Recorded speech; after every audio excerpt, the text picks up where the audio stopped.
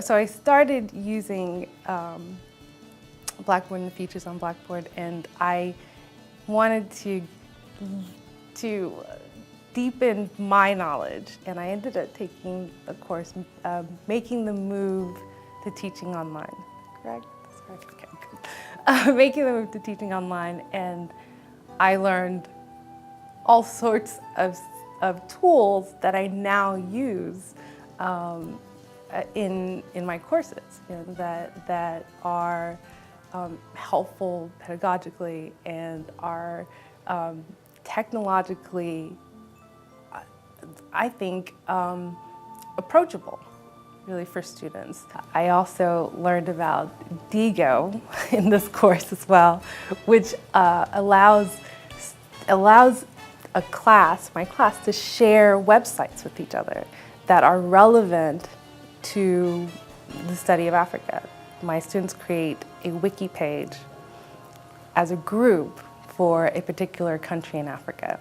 That's interesting to watch them working on this wiki page together as a group, but individually, but collaboratively in both cases, whether they're in person or working online. And what Digo allows us to do, allows us to work collaboratively, because we create this resource of websites that are helpful to developing those country pages, as we call them in my course. So they're learning about a particular African country using a set of websites that we collect on Digo to deepen their knowledge and to share that knowledge with each other, and then eventually with me as I evaluate it. My students have engaged more with the material of the course in the lecture and in their group projects and so forth, in ways that I can actually measure. And one way that allows me to measure is the use of the clicker technology.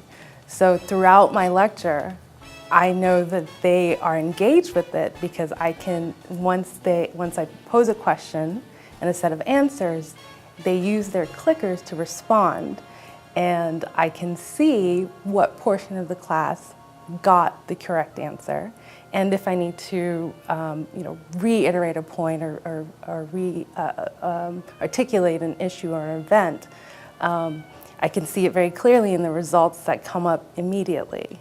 And it's a great way of checking whether or not they are engaged and attentive with what's being taught in that particular class session. So I can actually tell during class and afterwards when I upload their quiz grades, I can see their progress. And so it's positively affected their learning, I believe.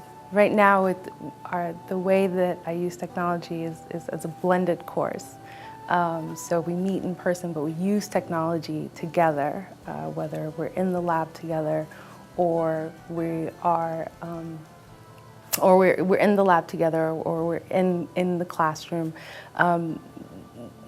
I'd like to actually be able to do a class online where I could do my lecture slides and students can be logged on, wherever they're logged on, go to the lecture slides and then post questions, and have a discussion online. It'd be great to have, a African scholar who's teaching at an African university, whether it's in Dar es Salaam or in Kampala, Makerere University, have them log on and be able to speak to the students as well and have them, ask questions and so forth. So I am getting a lot of help from OIT in trying to implement these plans. I have met with people about the use of Pronto, which actually is a technology that UT has that would allow us to be online together as a class.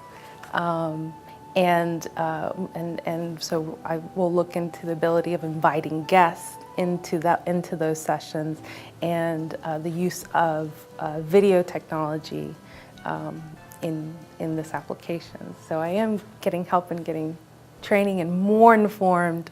I feel like My time with OIT is a time for me to really develop my empathy towards my students because I spend a lot of time gaining knowledge at OIT and being trained on things that I didn't know were out there and I didn't know were possible. I mean, it's good. It's a very humbling experience for me to get trained with OIT and enormously helpful.